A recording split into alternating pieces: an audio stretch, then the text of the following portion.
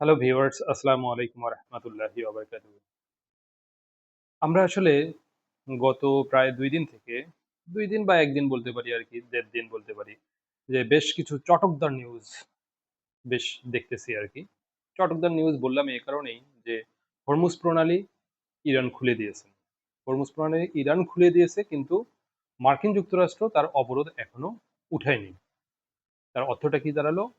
যে হরমুজ প্রণালী খুলে দিল, সেখান দিয়ে সকল ধরনের যুদ জাহাজ, সকল ধরনের জাহাজ, বাণিজ্যিক জাহাজ হোক, কন্টেইনার জাহাজ হোক, আ যেকোনো ধরনের জাহাজ হোক আরকি, সেগুলো যাওয়া আসা করবে।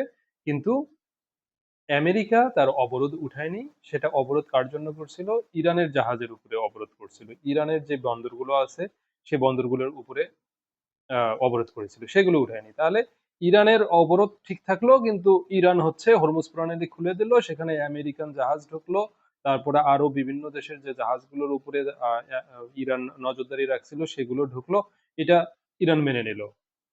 এটা যদি আমরা একটু ঠান্ডা মাথায় ভাবি যে ইরান মার্কিন যুক্তরাষ্ট্রকে নাকানি-চুবানি খাওয়ায় দিল, ডোনাল্ড ট্রাম্প এবং নেতানিয়াহুর হচ্ছে হাগামুতা বন্ধ করে দিল। সেই আ ইরান কি কারণে, কোন উদ্দেশ্যে তারা হরমুজ প্রণালী খুলে দিল এবং তাদের ই জাহাজের উপরে অবরোধ থাকলো বা ইরানের উপরে অবরোধ থাকলো, সেটা মেনে নিল। এটা যদি ঠান্ডা মাথায় ভাবা যায় তাহলে কিন্তু খুব ক্লিয়ার যে এটা আসলে একটা চটকদার নিউজ ছাড়া আর কিছু না। আর এখানে এই প্রেক্ষাপটগুলো যখন ঘটে, এটা আমি যে জিনিসটা হচ্ছে পর্যালোচনার মাধ্যমে আ বুঝতে পারি, সেটা হচ্ছে ট্রাম্প যতটা না প্রেসিডেন্ট হিসাবে সে সফল, তার চেয়ে বেশি সফল কিন্তু সে বিজনেসম্যান হিসাবে।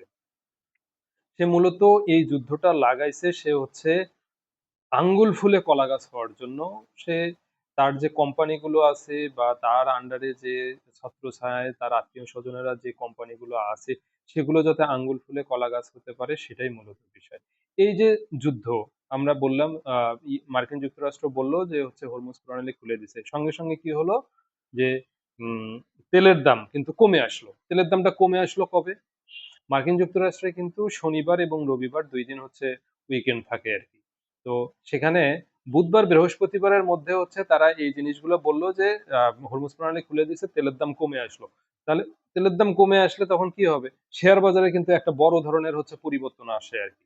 তো এই সময়ের মধ্যে শুক্রবারের মধ্যে, বৃহস্পতিবার বা শুক্রবারের মধ্যে দেখা গেল যে অনেকে শেয়ারগুলো বিক্রি করে দেয়। অনেকে শেয়ারগুলো বিক্রি করে দিলে আবার এই যে ট্রাম্পের যারা ছত্রছায়া আছে, তারা এই যদি শেয়ারগুলো কিনে নেয়, দেখা যাবে যে রবিবারের মধ্যে একটা আবার নতুন করে চমকপ্রদ একটা নিউজ দিয়ে দিবে ট্রাম্প। কোথায়? তার হচ্ছে সোশ্যাল মিডিয়ায় দিয়ে দিল, সঙ্গে, সঙ্গে তেলের দাম বেড়ে গেল। তাহলে তার কোম্পানিগুলো আবার লাভবান হলো। সেগুলো আবার সে কয়েকদিন পরে, ২ দিন পরে বিক্রি করে দিবে। তখন আবার লাভবান হয়ে গেল। তো এই হলো খেলা চলতেছে। তো এখানে ইরান কিন্তু স্পষ্টভাবে বলে দিছে যে হচ্ছে যুদ্ধবিরতিকালীন যে সময়টা আছে, এই সময়টাতে বিশেষ করে লেবাননে যে ১০ দিনের যুদ্ধবিরতি করা হয়েছে, এই সময়টার মধ্যে হরমুজ প্রণালী তারা খুলে দিবে। তো হরমুজ প্রণালী খুলে দিল, আমেরিকা অবরোধ রাখলো আর তারা সেটা মেনে নিল।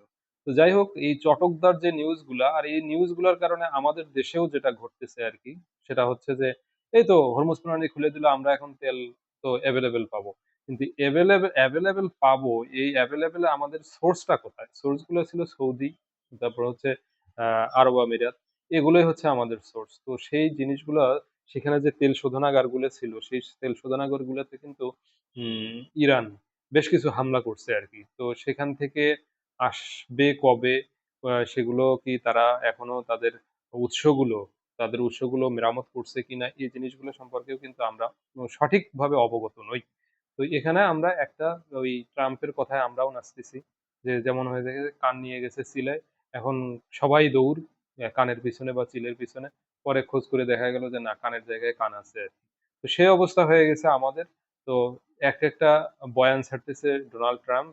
আর সেই বয়ানের উপর ভিত্তি করে আমাদের বেশ কিছু চটকদার নিউজ তৈরি হচ্ছে এবং তার উপরে ভিত্তি করে আমরাও হচ্ছে বিভিন্ন ধরনের মন্তব্য করতেছি। তো যাই হোক, অবস্থার পরিবর্তন আসুক, সেটাই আমরা চাই। তবে অবস্থার পরিবর্তন আসবে বলে মনে হয় না। উম যে ইরান নাকানি-চুবানি খাওয়াইতে পারে ট্রাম্পকে, সে ট্রাম্পকে এত সহজে ছাড়বে বলেও মনে হয় না। তারা কিন্তু স্পষ্টভাবে বলে দিচ্ছে যে আমরা যে ১০ টা আ আ ইয়ে দিছি, কোয়ারি দিছি বা আমাদের যে 10টা দাবি, ইরান বলছে যে 10টা দাবি, এই 10টা দাবি থেকে আমরা সরে আসিনি। এই 10টা দাবি আমাদের পূরণ হলে তখন বিষয়টা স্বাভাবিক হবে। তো দেখা যাক মার্কিন যুক্তরাষ্ট্র, প্রেসিডেন্ট ডোনাল্ড ট্রাম্প কি করেন। আর এদিকে আমাদের গ্রেটার ইসরায়েলের উদ্যোক্তা, পাইওনিয়ার নেতানিয়াহু, তিনি কি করেন। সে তো বরাবরই চাচ্ছে যে গ্রেটার ইসরায়েল করতে, তাই আমরা কিন্তু গ্রেটার ইসরায়েলের যে মানচিত্রগুলো মাঝে মাঝেই কিন্তু আমরা দেখি, সেগুলো কিন্তু ছড়ায় যায়, ভাইরাল হয়। তো সেখানে কিন্তু এই যুদ্ধ যে থামবে, মানে সেখানে কিন্তু ইরান নাই। কিন্তু ইরানকে তারা অনেক বেশি ভয় পাচ্ছে যে ইরান যদি ক্ষমতাশীল হয়, তাহলে বিভিন্ন দেশ অন্য যে দেশগুলোকে অ্যাটাক করবে, যেমন লেবাননের কথাই যদি বলি, আরো অনেকগুলো দেশ আছে আর কি। সেগুলোতে তো ইরানের প্রক্সি বাহিনী আছে, সেটা তো করতে দিবে না ইরান। তো এই কারণেই কিন্তু যে আগে তারা মাথা কেটে ফেলতে চাচ্ছে, মাথা কেটে ফেলে তারপরে হচ্ছে আগাছাগুলোকে ধরার চেষ্টা করবে আর কি। তো এখানে অনেক কিছু সামনে আরো দেখার বিষয় আছে। দেখা যাক কি হয়। ভালো থাকবেন সবাই, দোয়া রাখবেন। আসসালামু আলাইকুম ওয়া রাহমাতুল্লাহি ওয়া বারাকাতুহু।